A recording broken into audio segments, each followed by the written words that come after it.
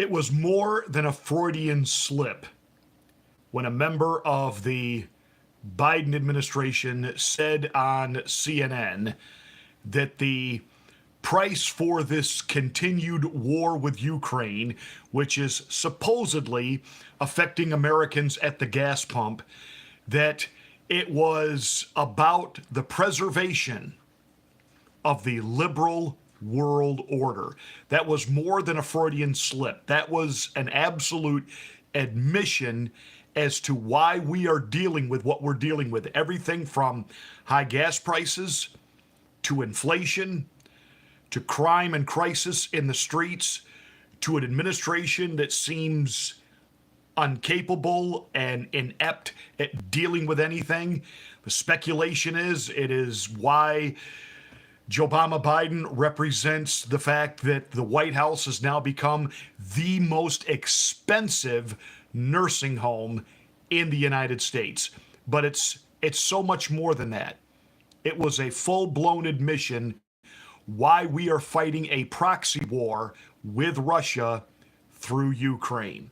It's the real reason that the political establishment, that the oligarchs hate Donald Trump, hate Vlad Putin.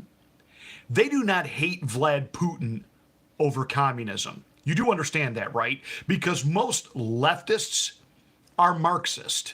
They have Marxist ideas. They have a Marxist world view on how to handle things. They say they believe in democracy and democratically elected governments, but in reality, they don't.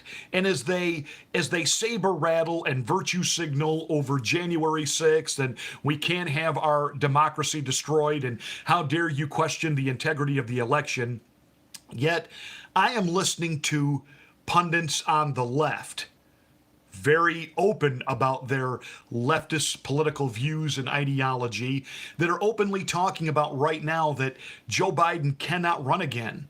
And their fear, and this is coming from political pundits, their fear is that Joe Biden will run again, and that because he's got such a lock on the Democratic Party, he can, quote, rig the primaries in his own favor. Now, that's not coming from the right. I'm not saying that. Other conservative pundits and pontificators, I don't hear them saying that, though we all know that, and we have talked about it in the past. We're not saying it right now, but you have liberal pundits, liberal political commentators openly saying that their fear of Joe Biden running for re-election is that he's got the power, he's got the capability of, quote, rigging the primary. I thought elections couldn't be rigged. I thought everything was always on the up and up.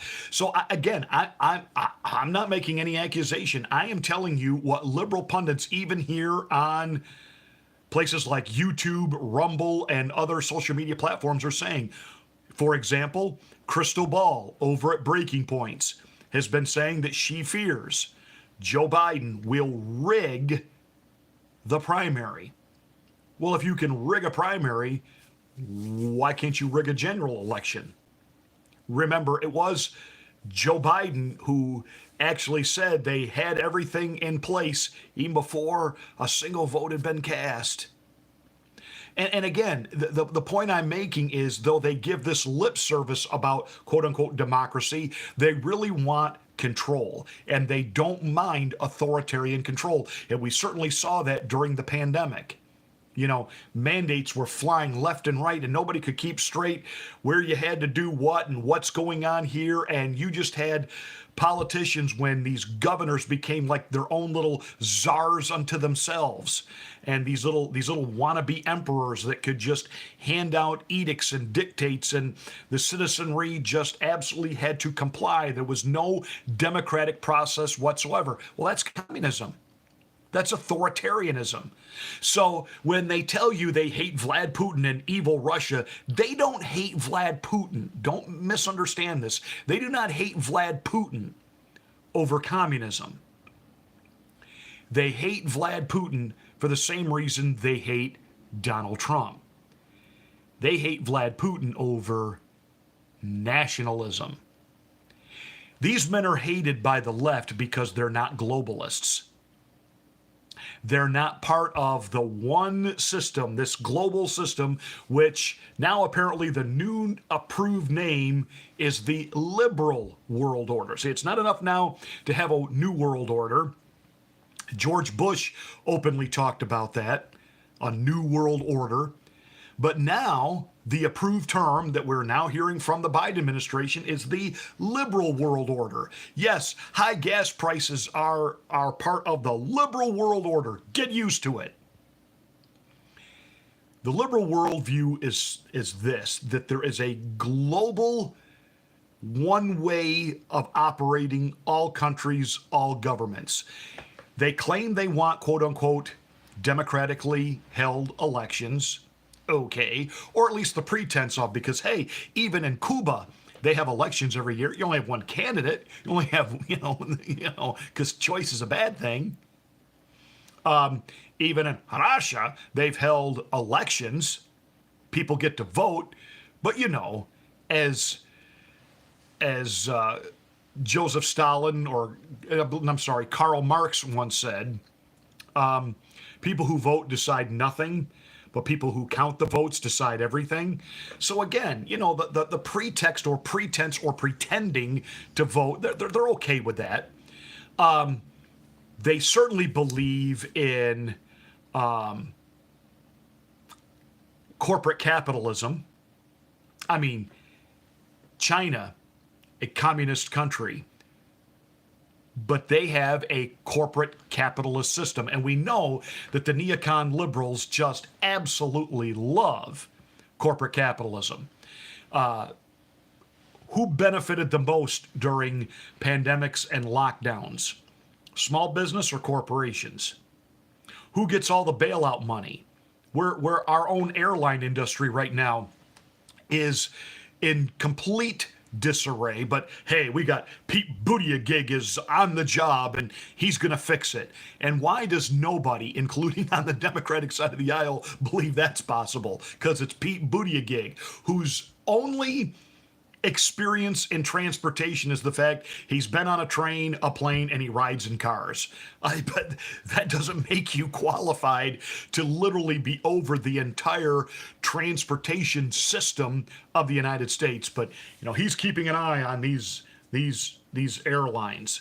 The airlines are understaffed because they gave everybody their walking papers during the pandemic who wouldn't take love potion number 9. It's really no more complicated than that.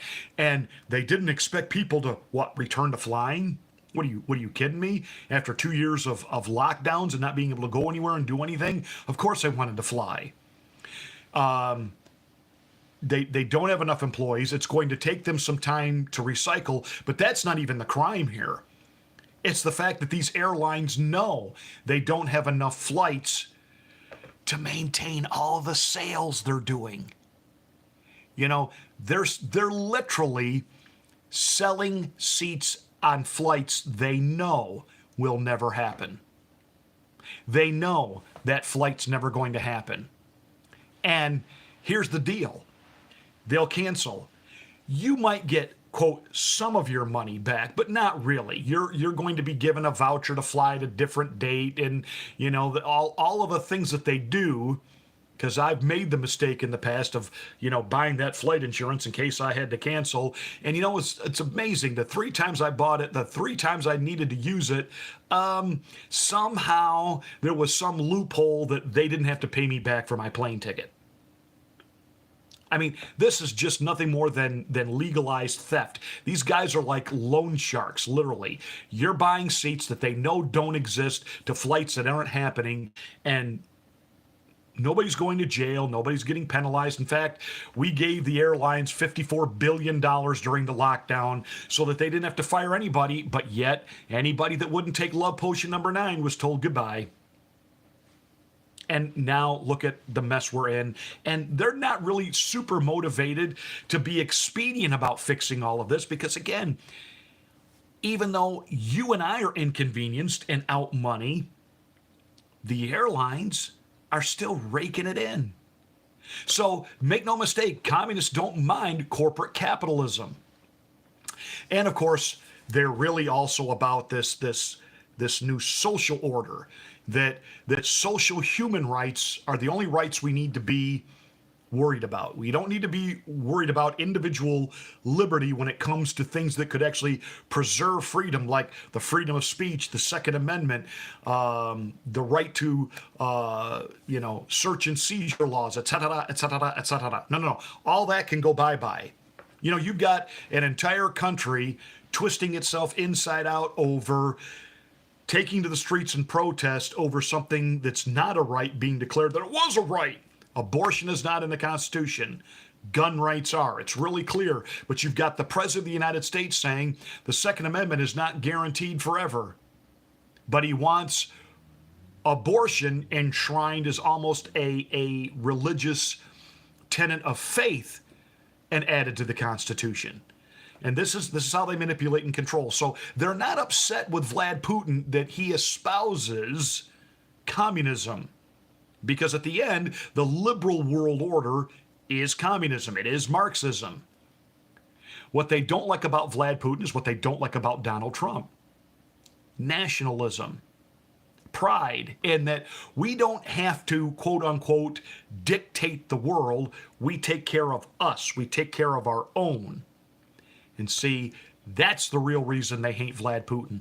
That's the real reason they hated Donald Trump. And they were always trying to make it sound like these two were working together, when in reality, they weren't.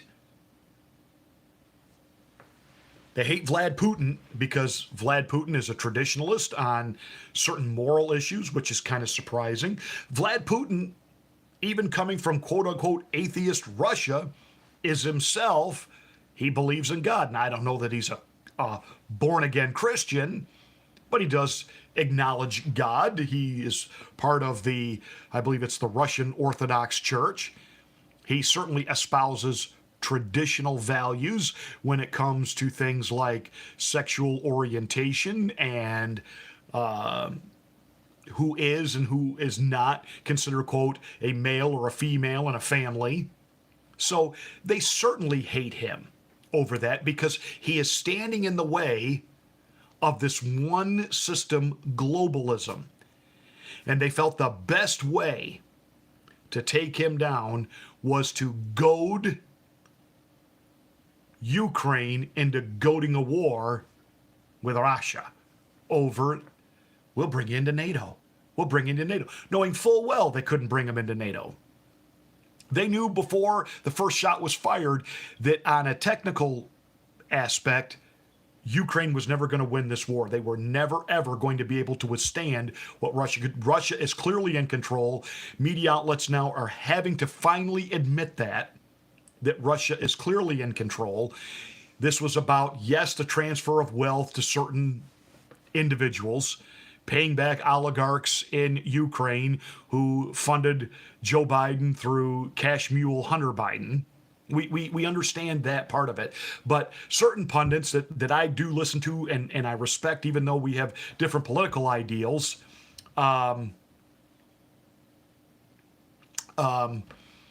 Jimmy Dore thinks that this whole war is being waged over, oil and fuel and our being able to sell to Europe and not Russia. It might be a side benefit, but trust me, that's not what's going on here. They want Russia destroyed because Russia stands in the way of one world liberalism. Period. Donald Trump stood in the way of one world liberalism. This is why there are Republicans who are willing to work with Democrats to try to ensure that Donald Trump can't run again. It's because there's not a nickel's worth of difference between the Republican Party and the Democratic Party. They are two sides of the same coin. They have the same goals, the preservation of their own power, and in reality, they are united in this idea of liberal world order. And Donald Trump was not invited to the party, and somehow he crashed the party, and Shazam, Batman, we the people actually did something radical. We voted for the person they told us not to vote for, and they can't let that happen again. So that's why we have this proxy war that we're fighting with Russia through Ukraine. We know full well Ukraine will eventually fall. And as far as the high gas prices that President Biden blames on Vlad Putin and then blames on, the oil companies that own the gas stations, Bull Hawk. He declared war on fossil fuel while he was running. He said it was his number one agenda. And what did he do the very first day he was in office, that he had taken the oath on his inauguration day? He signed executive orders that day, shutting down the Keystone Pipeline, turning off oil production in this country. And right now, these so-called sanctions to defend democracy for Ukraine, that isn't why we've got uninflation and high gas prices. Those things were all going up before Vlad Putin ever rolled a single tank into Ukraine. We have all of that by design. They want to kill the fossil fuel industry. They have a green agenda. They themselves, it's kind of like they support defund the police, but yet they all spend a fortune on private security to protect them. I promise you, the very people trying to shove green energy at us will have all of the fossil fuel they need to do all the things they want to do. It'll be the rest of us that, because it's all about control, control, control, limitation of freedom. And as I've said, when the Ukraine conflict broke out, what was going to happen, and I have been proven right. Right now, the Russian ruble is trading higher on the world economic market, to where there are nations considering switching from using the US dollar when it comes to financial investing, and switching to the ruble. Russia has created a counter economy stronger than the United States. So these so-called sanctions have not hurt Russia, Russia, Russia, as Joe Biden keeps pretending. He's actually lying. Completely and totally lying. Because again, this isn't about stopping the threat of Russia and the spread of communism. They love communism. They don't love a Vlad Putin or a Donald Trump who spread nationalism. We will take care of our own. We will make America great. We will make our people stronger. No, they can't have that. We've got to all be part of this system. And anybody who's not willing to play and be part of the system becomes the enemy. And you got to go. And that's what's really happening.